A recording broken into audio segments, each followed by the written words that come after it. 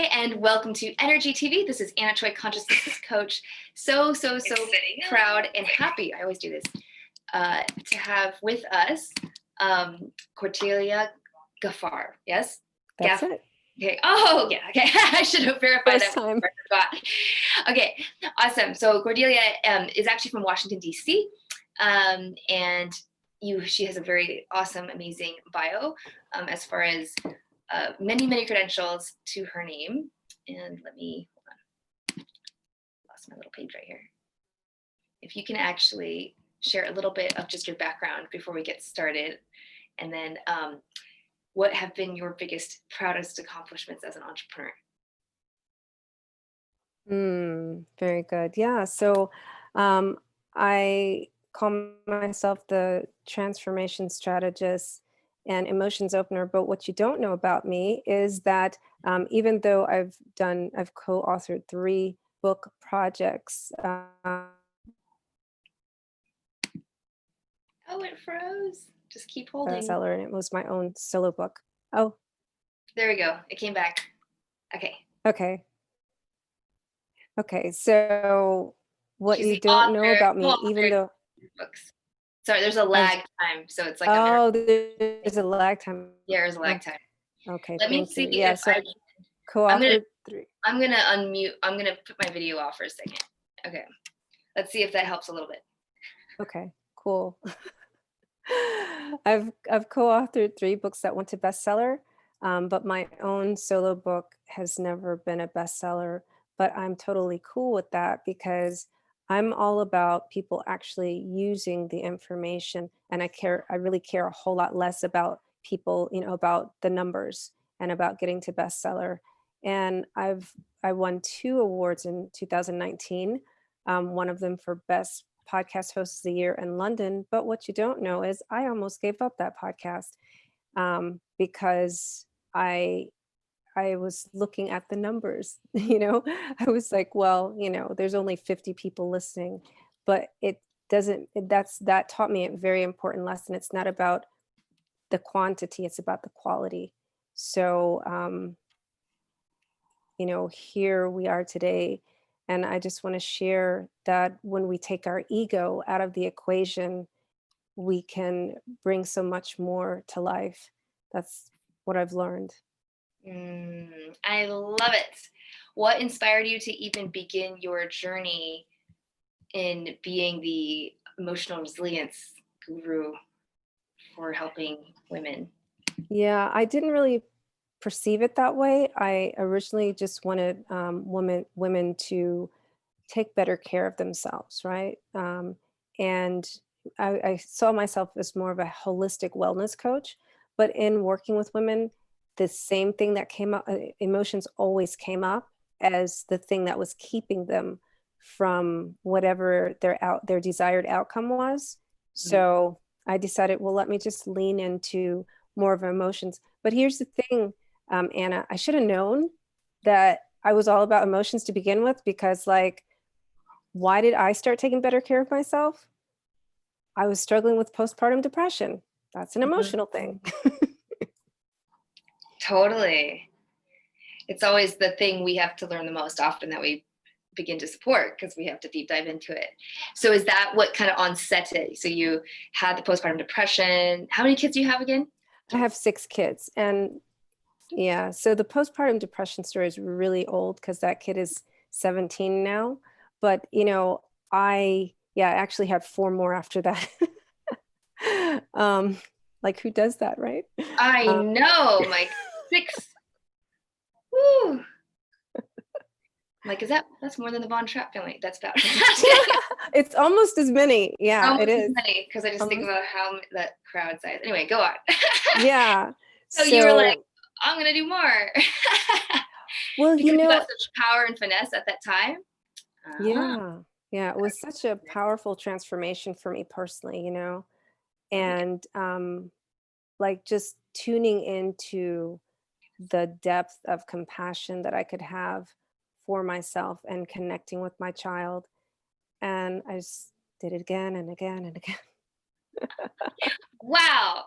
So what would you say have been your biggest like challenges or struggles in becoming an entrepreneur, right? Because we often hear you shared a little bit about it, so I appreciate that authenticity. But Yeah. I guess above and beyond that is just believing in myself, you know? mm, And I still struggle with that. It's a very real thing, you know, because sometimes I come up with an idea and I just think it's a fabulous idea. And you know what I'm saying, right? oh, I know exactly what you're saying. Yeah, This is an in awesome your head. idea. Everyone's gonna love it. And it's just like crickets. And I'm Mhm. just like, oh my God, I don't know why I'm doing this. I just need to stop. I suck, you know? And then I'm like, oh, wait a minute. Is that true? Is that kind? And what are the facts? Oh, okay. So the facts are I've never had anyone in my Facebook group, my newsletter, or anywhere tell me that they were even interested in that idea. So Didn't do those are more the research. facts. Yep. Very good.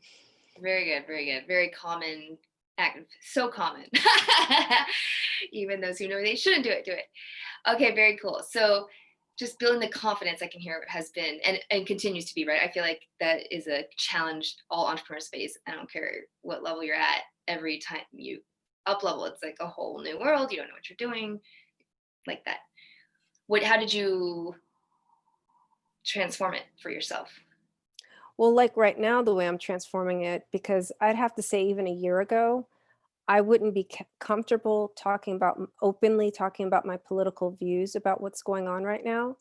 Right? Mm, I would think, "Oh, I can't talk about that because, no one's gonna wanna, do business with me." And now I'm just like, um, "No, I'm gonna stand firm to my values because it's for the greater good of humanity, and whoever doesn't like that, then ththey're not my people." It's really simple. And yeah, so true. Like as people even get bigger as leaders, right? You're gonna get more followers and haters. Like that's just how it goes as that's you get yeah. bigger because there's just a more bigger volume of people. And I think there's a safe zone where you can be small enough and not have to deal with that. And then you have to make that choice if you want to take it up, but to impact more people, right? And Yeah. so there is that. What would you say? Happy Juneteenth. I don't know if people are saying Happy Juneteenth. If is it a happy thing? For those who don't know, Juneteenth today is also known sometimes as Black Independence Day, or it's when in our country slaves were freed, 1865, 2 years after Lincoln had put the Emancipation Proclamation, which did not actually free anybody. It just kind of was an economic move at the time, is how my history, who's a white guy, teacher taught it. um, and but then it's still, there's a lot of work to do. So you have such an awesome perspective on that. If you can touch on that, and then we'll come back to how as an entrepreneur, right, we can have these difficult conversations and manage our emotions at the same time. So if you can just give like a lightning, like what we had for everyone who may have seen, we had a earlier meeting, but I highly doubt any of you will have watched that also with By this. this So time, yeah. just give us like a lightning, like, okay, so this 1863 Emancipation Proclamation, but still all the slaves were still owned by slave owners. 1865, the Declaration was made. I think it was like kind of being forced upon, right? Not forced, but like So, you know, there was no technology. right. So, right, we can see each other. A bit of, they had hard since, so it was from the plantation owner's perspective, they needed to, make a little bit of more money. And here's the thing. So, since that was the first time that they announced, that you're free, but here's the catch. We're going to, you just stay where you are. Now we're going to pay you, right? Which didn't really happen for the most part. They Nobody wanted became to say, right? sharecroppers. Yeah. Well, the people who stayed, right, became sharecroppers, which meant they would get paid on the basis of how much they harvested, right? And so, it became another nuanced version There's of like, that's still slavery, right? Or indentured servanthood, right? pretty much, yeah, that's Because what it's it low was. wages for what you could. Anyway, okay, fine. So some people Yeah. opted in for that. Most people did not want to. Some people, they were highly skilled and they started their own businesses and they could do that, right? But it was actually not until 1868 that they could own property with the passing of the 14th Amendment. So they still, to some extent, had to, you know, if they were having a business, depending on the relationship with their previous owner, maybe they gave them some land, maybe they had to, barter for the land Got in it. order to set up shop. So yeah, The 14th Amendment, they still didn't quite even have the rights to the land to be able to have their own business, but some, whatever, they bartered, exchanged. And then 15th Amendment was not so. 15th Amendment was another 2 years later, and then they could vote. This is just for only black men, not Yes. women. Right, not women. Okay, And so now that they didn't can own land, now they can vote, but not for women. And then then finally, and women's suffrage, and I didn't check the dates on that, but I feel it's been like 100 years since we had women's suffrage movement. So they just recently, then all the women together were able to vote. women could So vote all the way till, like, it was like 1919 or something. Yeah, yeah, 1919. So yeah, that was like 100 years later. yes. So you said it so well. I'm just trying to condense it a little bit, but it wasn't like full on freedom. Like, no way. It was like, here, can Yeah. you share a little bit Yeah, about so right. So the way I said it earlier was, so basically it was like drip feeding the rights, right? So you're free, but not really. You get to stay here if you're there was a clause in there, if you're idle, you'll be penalized. The 13th Amendment, which gave them their rights, also has a clause there that says, except for if you're convicted of a crime, right? So that they're looking for Black people to be idle, and when they're loitering, right, then they're going to get picked up for a crime. And so then once you're a prisoner, then guess what? You lost all your rights again, because you're a slave ultimately. um, and so it's just this dripping of the rights that they have, And there was a although. swell. You said that when the fear came when there's a swell, because you said suddenly there's black congresswomen, black. I love that. What period was that? That was like, So in the Reconstruction period, which was immediately after Juneteenth, right? That's when we have all these Black congressmen, senators, governors, mayors, and all the things. And that's when they impose what are called Jim Crow laws. And that basically made it less, that's, we're familiar with, like, we call it campaign fraud now, right? So campaign. So Jim Crow laws, which were basically like making it very hard for black people to vote, right? Was yes, well, one it aspect. was more Just than that. all It the was, it was all the segregation, or wasn't it? I don't know. yeah, it really put a stop to a lot of the economic power. So the voting rights, the landowner rights, and all those things. So anything that could give them any kind of power, um, it was just, Illegal. yeah, it was like made legal in the laws to secure, the economic and political power for white people and make it less available to Black people. And then what you'll see is like a downward and like a complete decline in, Black politicians, not so much in Black businesses. So they started, more going out west, and this is when you see the emergence of the NAACP and things like this, right? Hmm. Um, but 100 years ago, the Black people are moving out west. They're building up their businesses. Everyone knew that it was the Black Wall Street. Go out to Tulsa, Oklahoma, start your business, and you'll flourish. And they did. And they were very, well-to-do Black people there. Um, and that had to be stopped, right? So my grandfather actually was like a businessman, and they lived in Tulsa, Oklahoma. But around 1920, they left and they came to South Carolina instead. But in Tulsa, Oklahoma, the next year, May 31st through June 1st, for 24 hours, there was a massacre. And now, kind of similar to what happened to George Floyd, but a little bit different, the police were there to serve and protect the white people and allow them to kill all the Black people. They actually secured the borders of the town so that no Black people could leave, and all the white people killed them. Ugh. I'm sure there's many more horrific stories such as Yeah. that. They just straight up like, we're like, forget like changing the laws. We're just gonna go kill them. Yeah. And up until recently, I mean, like, if I bet that's not on the books either. no, well, it is now. Like, I think the first time I saw it, like, in more than one or two sources, because, you know, a lot of these things I learned just obviously from hearing the story from my dad, right? Um, and from my mom, because, you know, that's the great thing. Like, Yeah, growing tell me up, I thought it was, where you share that background. So you were from the Caribbean, or your parents were, they so immigrated. my great grandpa came here from Barbados as an Anglican priest in 1850s.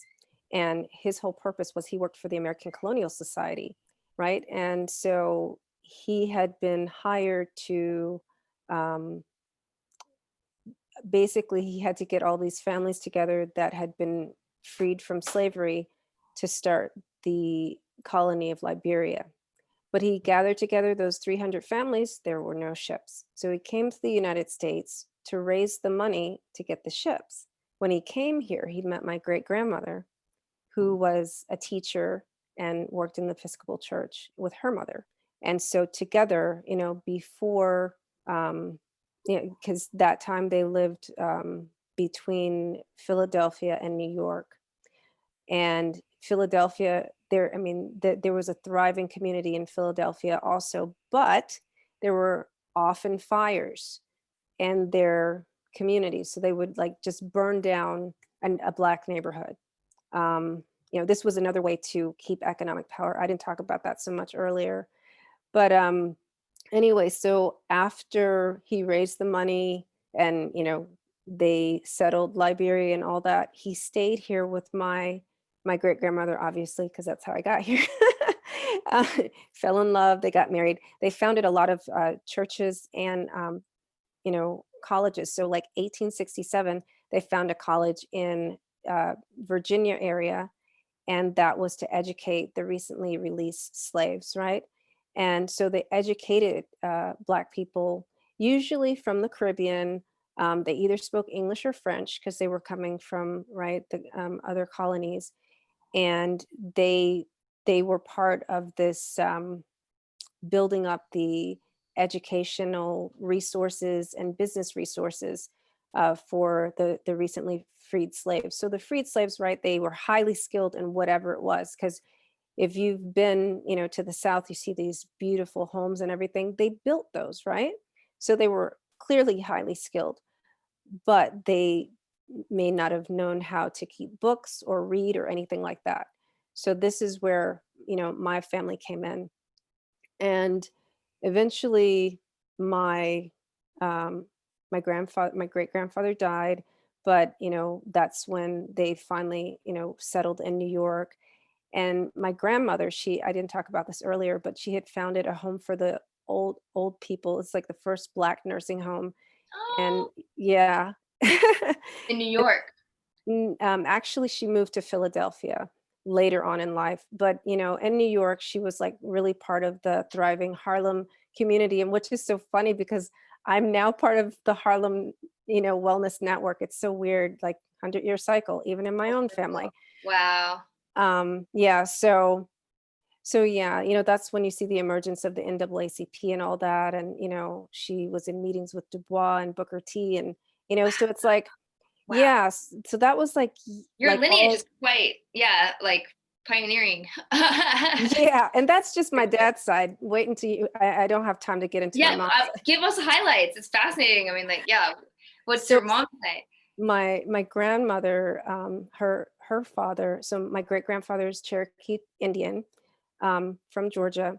When he died, right, my great grandmother was half Black and half white. So when he died, because in 1905, women were the property of their husbands. If you've ever seen a marriage certificate. So, and on top of it, they were Black, basically, right? Even though they're half Indian. Um, so in the middle of the night, they had to flee to go and live with her sister in Chicago. That's how I ended up being from Chicago, because what they do in Georgia is they just burn down the courthouse where all the records are kept. So she would never be able to prove that we owned like the county that they lived in. They actually, my great grandfather actually owned that land, but there's no records to prove it. So she had to escape to Chicago. And yeah. So your great grandfather's Cherokee Indian, 100%. Yeah. Your great grandmother that he was with was half white. Yeah, half Irish and half African. African, and then they had your mom. They had my grandmother. Oh, this is great. Way back. So those are the great. Can see the love lines. So then they went and fled. Yeah. To Chicago area. Yeah. So this is your grandma, mm-hmm. who was born then, right? Yeah. And then your grandma met. So then, yeah. So my grandmother, she married a man who is sorry. Right. Yeah. But people don't know, like 2 generations back. It's like yeah. I could actually go back further. So I know where my great grandfather is. So my great grandmother on that side, like he came straight from Ireland, and he was a landowner. They like were giving land, right? And so actually William, who was the slave, he made furniture. And he's from a certain area which is now called Benin in Africa.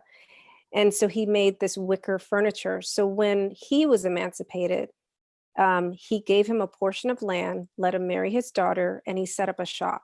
So he, in this case, was literate, right? So he already had a skill coming from Africa. And, I think he was a slave maybe like 5 years, because it was like near the end. And so, yeah, so that's how that happened. Wow. Yeah. So then, okay, so we could probably spend all day just on your lineage because it's so fascinating. I know. You were like super mixed. I mean, like it comes down, right? I mean, so many people are. I feel like everybody's mixed in a certain sense, right? Like when you go back far enough, it's gonna get mixed. It is. Like people can't help themselves. One way or the other. So I suppose sometimes not by choice. But anyway, so then okay, so here we are. So we are coming back to Juneteenth today. Right. To celebrate that, and how to have these like harder race conversations, maybe with your kid. Like, how do you talk to your kids about racism? How do you talk to maybe your spouse you find out is racist with you? I personally think everyone's racist, but I don't have like a thing about the word. I'm like, let's not do it. Let's like notice it, but whatever, own it. So how would we talk to your 6 children? How do you talk to them about race? It's really interesting. It's really great because my husband's an immigrant, and he's from the subcontinent, right? So he's Bengali. So it's really helped me with my perspective on race, besides the fact that I'm really mixed. And so, just recognizing, looking at people according to their actual character, right? And, what energy are you bringing to the conversation? So, yes, what we see is it's a white versus Black thing, but what you don't see is it's just someone who is running on autopilot programs that either came from the way they were raised or just a function of the environment that they've lived in. And they have a certain set of, maybe to some extent, their habits, not even values. And so they are programmed to believe a certain way. So for you, like for me as a person of color, just bring your highest vibration, right? there would be no reason for someone to misbehave with you, basically. I Yeah, don't, yeah. right? I don't tell my kids, you know, I don't teach them from a place of fear. I teach them from a place of love. Bring your best self to any situation. This is so fascinating. I'm gonna have to put the link below. There's a TEDx talk on it's called How I Talk to My White Grandchildren About Race, and he's a black guy, I, right? I I saw that Oh, one. have you seen that? I It's so have. fascinating, right? So it was actually saying that most people are teaching their kids like, don't talk about race, don't be racist. Racist is, a little obsolete now, superfluous, but like they're actually trying to teach that unity thing, but in the process, because kids notice the conversation by five, right? Like something's different, like the pinkish skin is somehow white, and then brown is black, whatever. And how if we don't talk about it, because it's actually something to celebrate in diversity and learn how to actually celebrate the diversity, right? Like that's a skill to learn versus shy away from acknowledging that there's a difference. That Yeah. I've just heard this a lot in conversation on social media. Like, aren't we just supposed to focus on unity and this and that? Yes, but like while it's a construct term of racism exists, and it's important just to have conversations, right, that can help people understand better and see their own biases or whatever. um so with our son, he's 8, like we're like having the conversation every night, we're listening to a new racism story.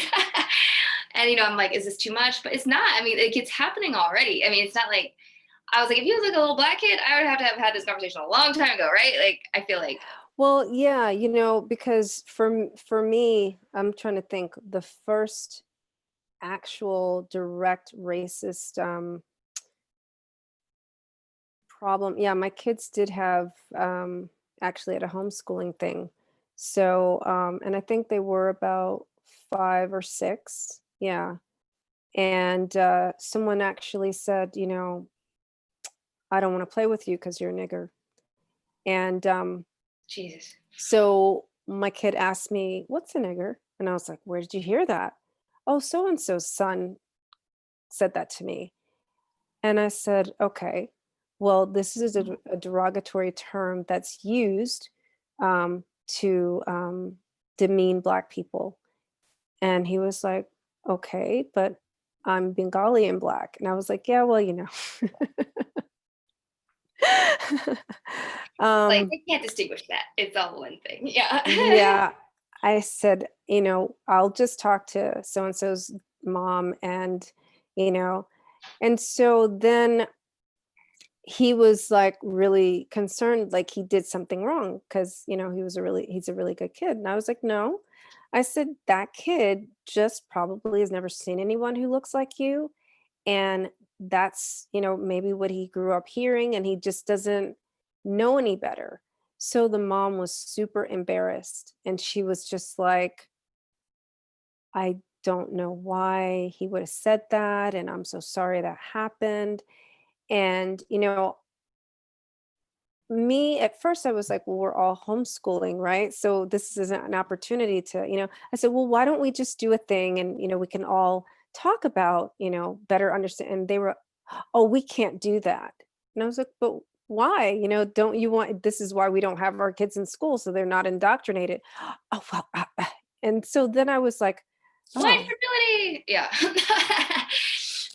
yeah. So then I was like, okay, well, we To they're started too going, comfortable. It's like a it's but I'm in the Scandinavian area, but I think it's like my husband's white, right? Like it's like avoid any conflict. That's like a violation of values. Even like that's where the growth is, right? yeah, I really think so. And, but over the years, what I just encourage people to do, eventually, it was about 5 years later, that same group of women actually asked me, yeah, 5 years passed.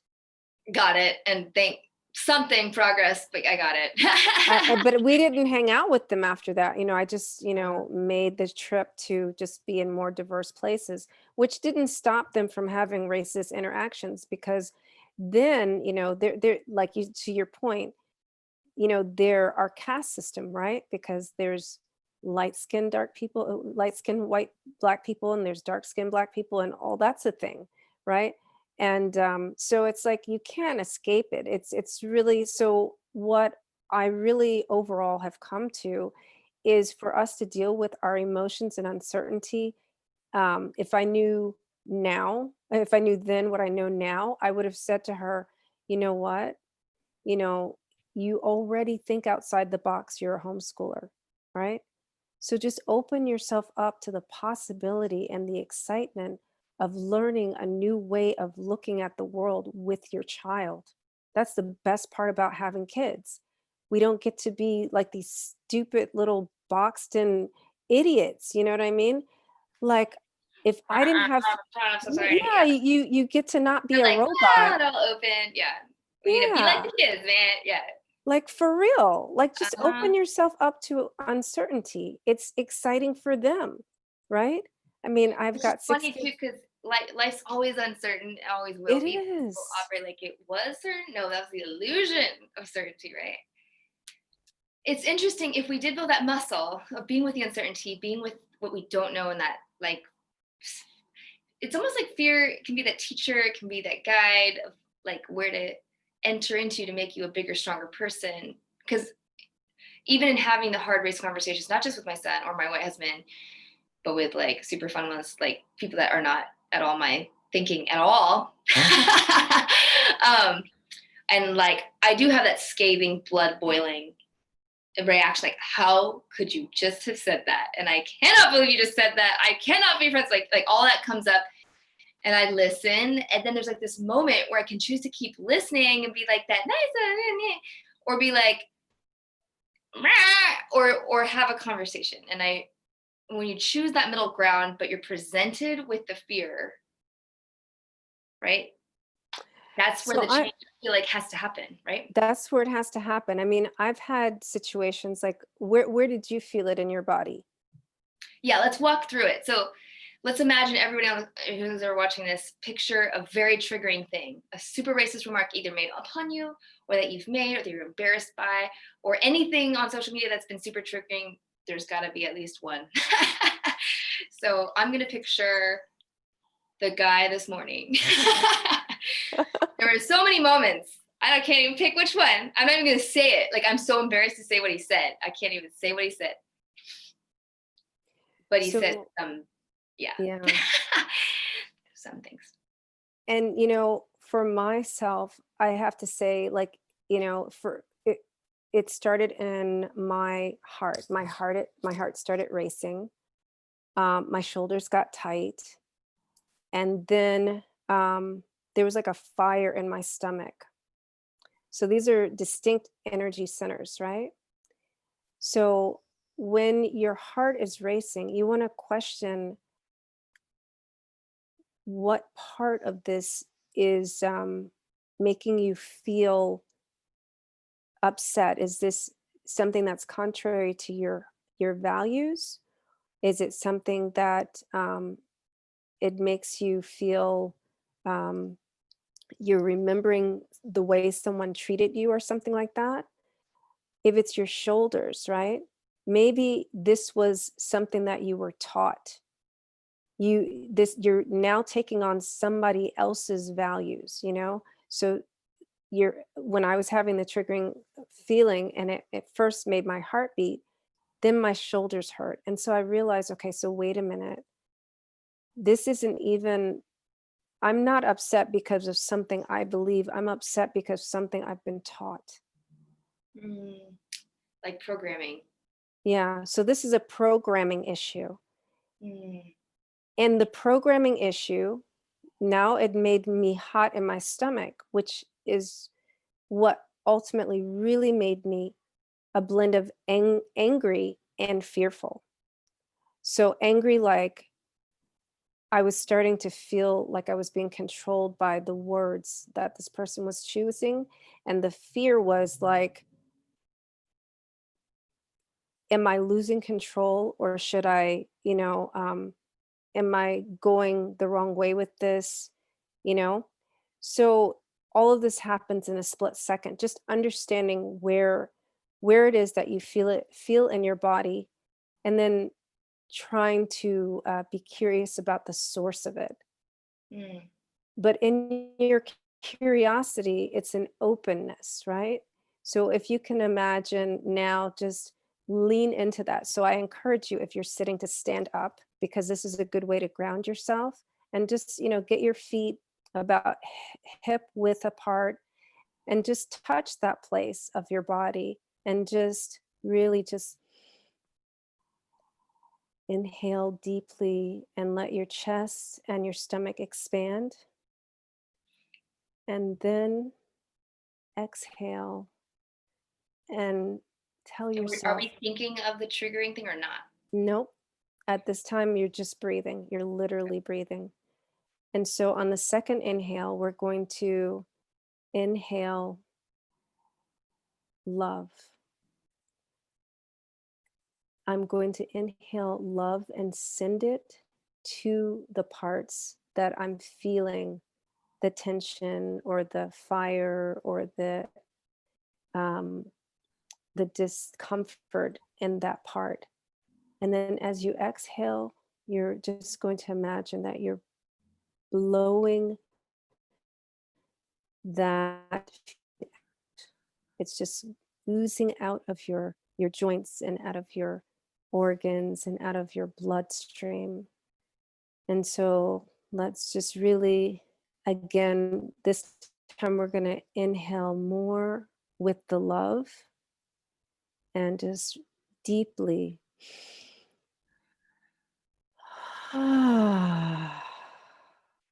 As you're exhaling, really blow it out, blow the love to those parts, and just let your mouth hang open and see the darkness and the negativity leaving you. And now I want you, on this next inhale, we're going to inhale one more time, and then I'm going to take you someplace different. So we're going to inhale.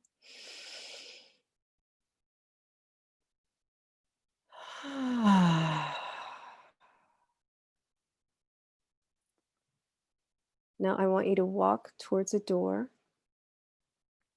And as you open that door,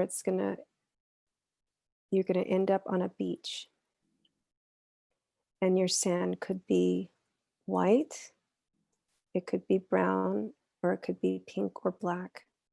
I want you to keep your footing, because we've got shells here and there.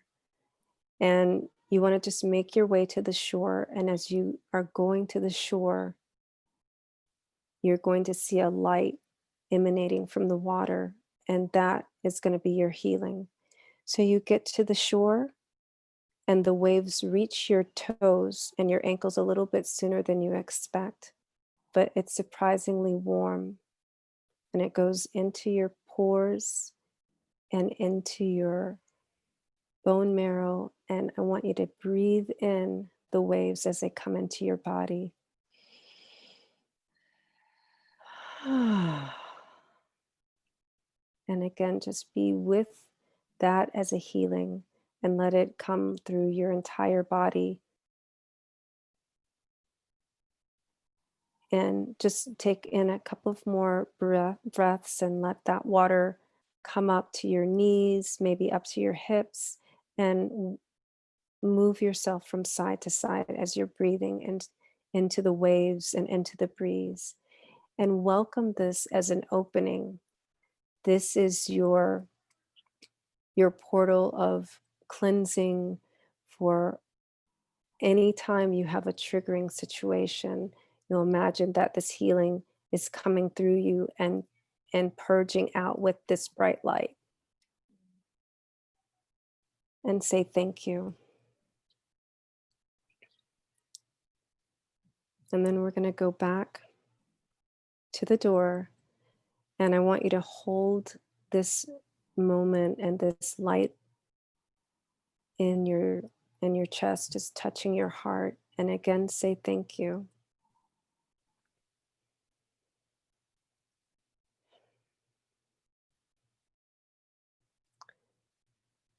So welcome all the things that are happening now as like the age of enlightenment, and welcome the triggers as this burst of light and energy and an opportunity to heal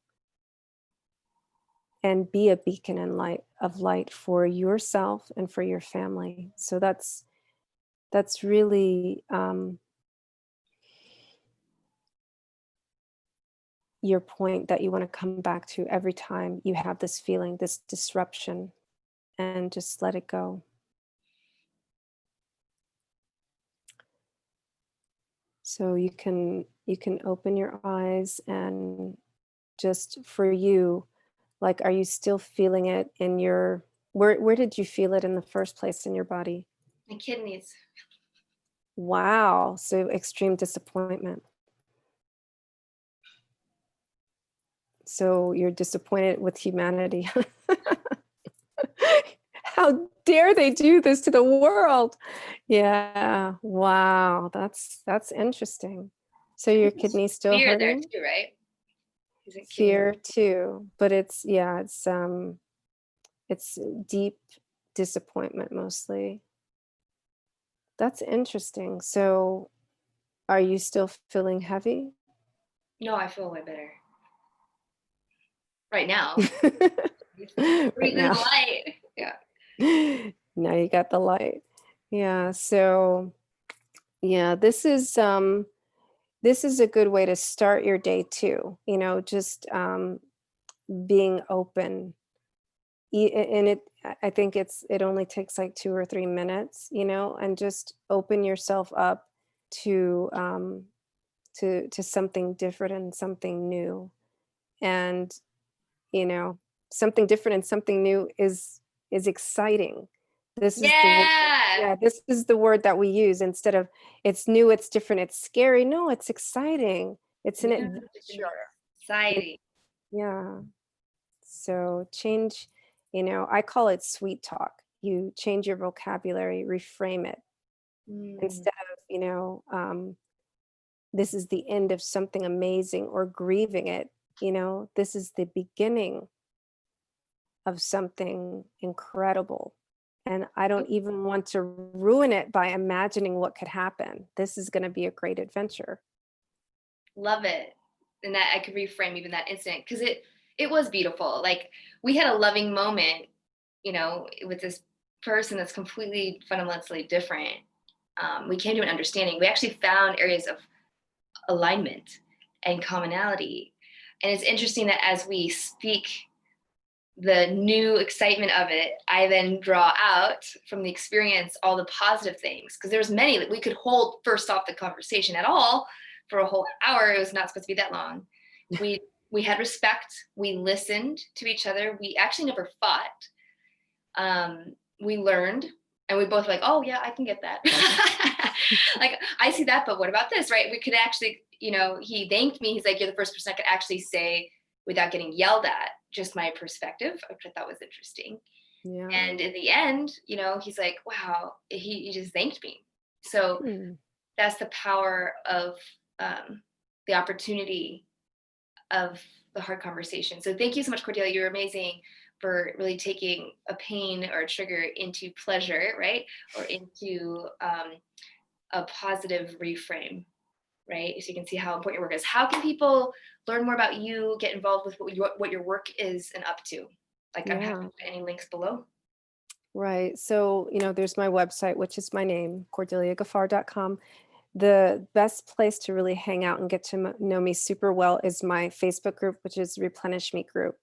Excellent. And yeah, so that's my hangout spot. Okay, perfect. So we will go ahead and put both those links below in this episode. So be sure to check those out. Cordelia, your energy is super wonderfully grounding and so calming. You're like a big ocean. I so appreciate bringing that to this today and to Juneteenth and to all the conversations that we have in the world that ultimately have us grow more stronger and brighter and lighter. Lift the weights. Awesome. Okay. Well, thank you so much. And I can't wait to keep connecting with you. So thank you for your work that you do in the world. Thank you, Anna. Awesome. Okay, bye. Bye.